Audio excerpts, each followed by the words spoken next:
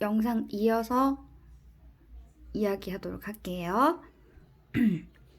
국어, 사회, 과학을 영어하고 수학에 비해서 좀 덜 신경 쓰게 되는 경향이 있는데요. 이 세 과목들도 공부해야 될 분량이 상당히 많고요. 쌓이고 쌓여서 나중에 학년이 높아진 다음에 어느 날 탁 막혔을 때 하려고 하면요. 양이 방대해서 도저히 어디서부터 손대야 될지 모르겠는 상황이 벌어져요. 그래서 수학하고 영어에 비해서 내가 시간을 많이 투자를 못한다고 하더라도 하루에 한 페이지씩은 내가 꼬박꼬박 해야지 라는 마음으로 꾸준히 국어 한쪽, 사회 한쪽, 과학 한쪽 꾸준히 풀어주면 좋고요. 문제집은 어떤 문제집이든 간에 푼 즉시 바로 채점을 해야 되는데 그렇지 않으면 풀고 나서 뭐 내일 채점해야지, 조금 있다가 채점해야지 하는 순간 틀린 오답이 내 머릿속으로 쏙 들어가 버려요. 그래서 내가 푼 것이 맞았는지 틀렸는지부터 일단 푼 직후에 바로 확인을 하셔야 됩니다. 자, 그 다음에 올해 11월하고 12월을 그렇게 보내고 나서 내년이 되면은요, 내년에 코로나19 상황이 어떻게 될지 전혀 모르는 상황이기 때문에 내년까지 코로나19 상황이 제대로 진정되지 않았다라는 전제하에 지금 일단 플랜을 짜는 건데요. 일단은 온라인 학습이 유일한 학교 진도이기 때문에요. 온라인 학습의 흐름을 반드시 잘 따라서 들으셔야 되고요. 온라인 학습 들을 때 절대 딴짓하시면 안 돼요. 그게 나중에 학교 과제로 나올 수도 있고 시험 범위에 반영이 될 수도 있기 때문에요. 또 밀린 거 나중에 다시 볼 거 아니잖아요.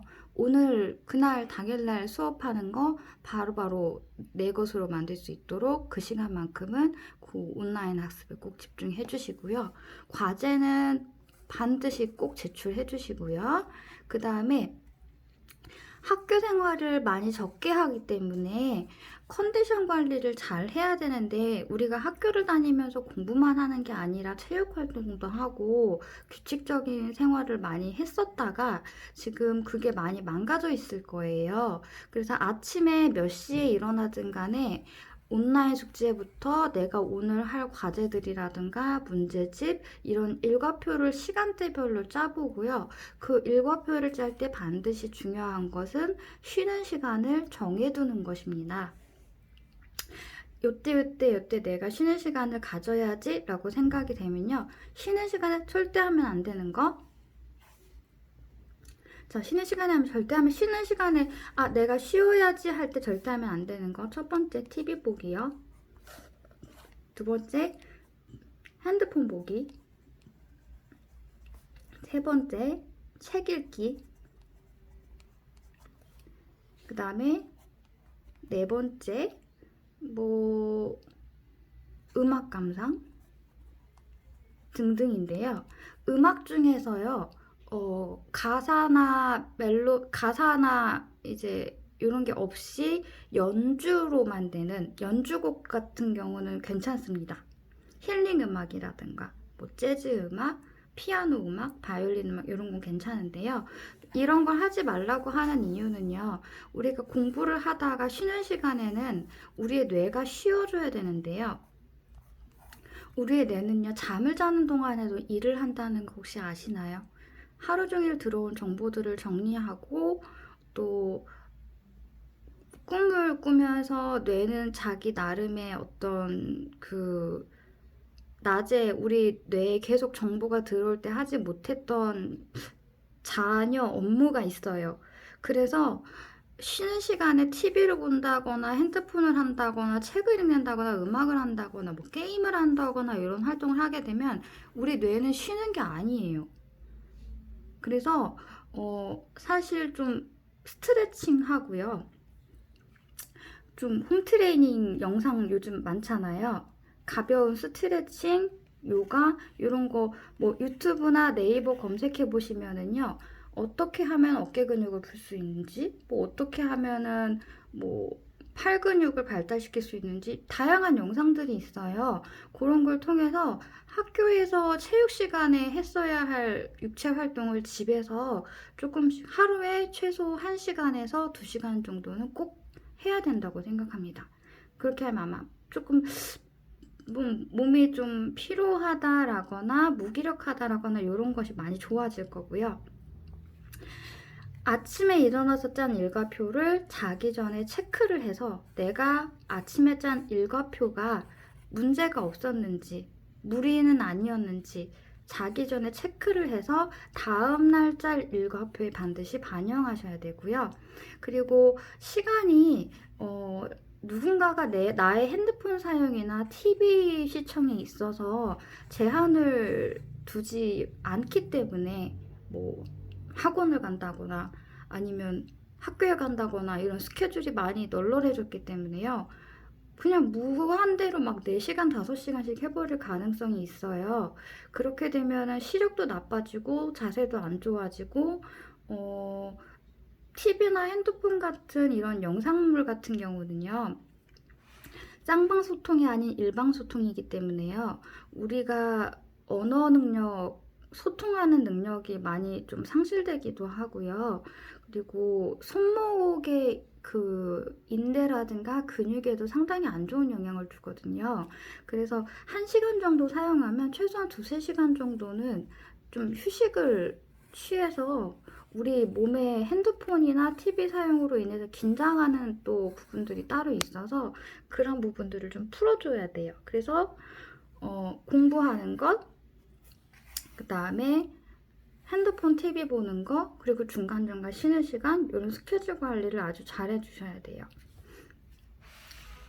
이번 기회에 우리가 늘 학생 때는 주변에서 짜주는 스케줄대로 따라가기 바쁜데 스스로 스케줄을 짜볼 수 있는 기회라고 생각하고 직접 플랜을 짜보는 연습을 꾸준히 하시면 좋을 것 같고요.